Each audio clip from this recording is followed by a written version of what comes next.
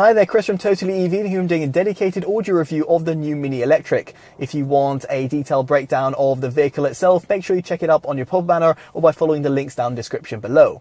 Now to kick things off, we have to talk about its audio configuration. And as standard across the entire trim range, at least at the time of filming and in the UK, you've got a 6-speaker audio setup. You have got drivers within the doors, and then you've also got tweeters at the front.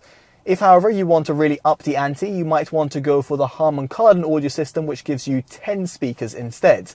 Here, this will cost you £4,000 for going for the Level 2 pack.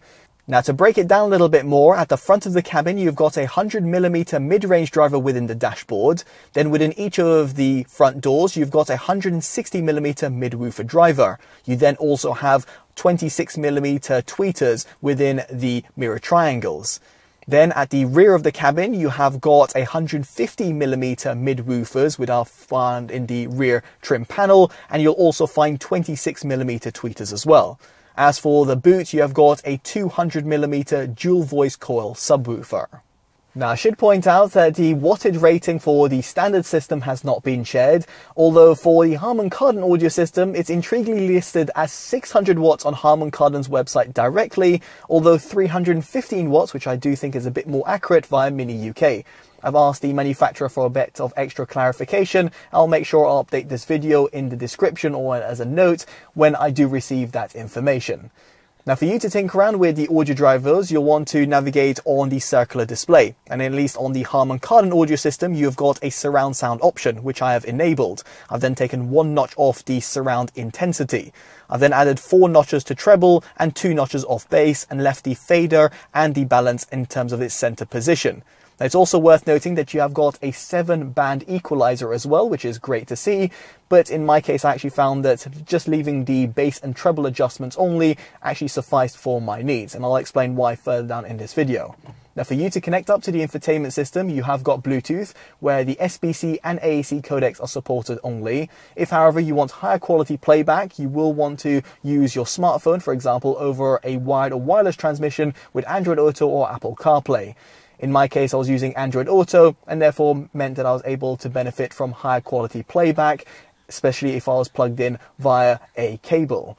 However, it is worth noting over here that due to the circular design of the display, the actual Android Auto and indeed Apple CarPlay interface are not fully optimized, and instead you've got that sort of letterbox design. Moving swiftly on, we get onto cabin noise, and here the objective measurements will be on your screen. Now, for those who are subscribed, you'll be very much aware that the noise that was recorded at higher speeds is actually pretty disappointing. Yes, indeed, the Mini Electric is not all that well insulated, and while driving on the motorway or on more uneven terrain, it just doesn't feel all that comfortable, which is quite a shame, specifically if comparing and contrast it with some of its competitors. Now, with all that said and done, let me get onto an audio demo. I appreciate it's not going to be ideal over YouTube or using my microphones, but I'll be placing the camera and the microphones in different locations within the cabin and playing back a track. It's going to be from Priya J and it's titled Like Me.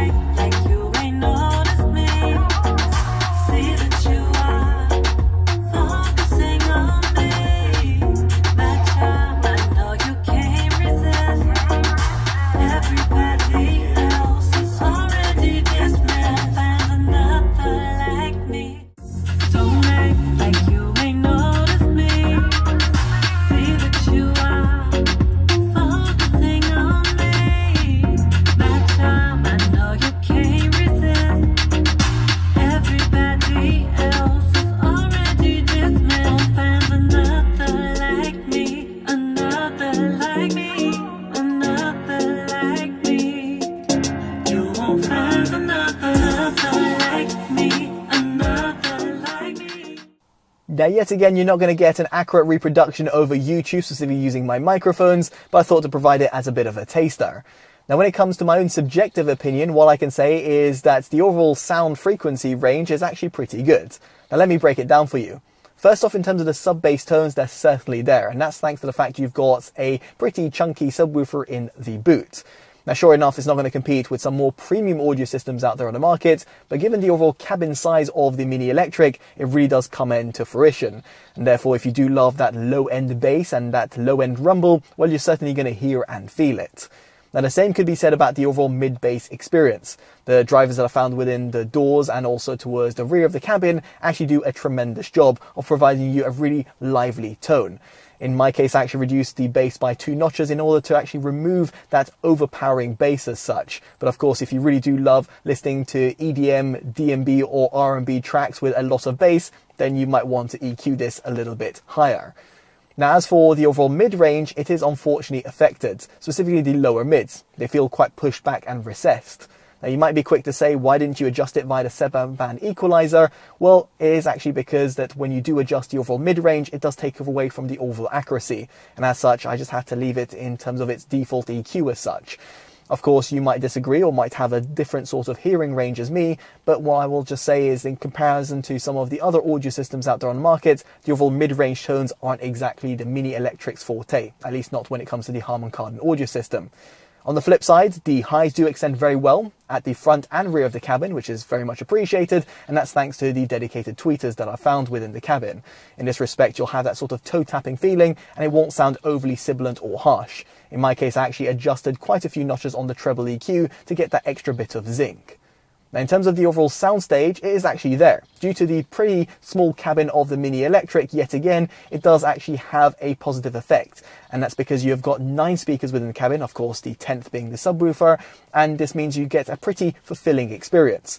It means that the instrument separation is pretty good, the overall width and depth is actually pretty good, and it therefore means that you feel pretty engaged with the music that you're listening to. Now, ultimately, what I'm trying to say over here is that the Harman Kardon audio system is actually a worthwhile upgrade over the stock system. And it's something that you might want to consider if you're a bit of an audiophile and you're specifically looking at the Mini Electric and you haven't considered any of the other alternatives. The £4,000 option is therefore a worthwhile consideration for the audio system alone, of course, with all the other goodies that are included within it. As a result of this, it gets our Audio Approved Award. Now, I'd be curious to know what you make of the Harman Kardon audio system that's found within the Mini Electric, or of course even the stock 6-speaker system as well. Do let me know what you think of it and how you feel it performs and compares with some of the alternatives out there on the market. Speaking of which, some of which I've reviewed will be down in the description below for your own consideration. If you have enjoyed this detailed independent review, definitely do consider dropping a like, subscribing and hitting that bell notification, all of which would be greatly appreciated. As such, I've been Chris from TotallyEV and I hope to see you in the next one. Take care of yourselves, and goodbye.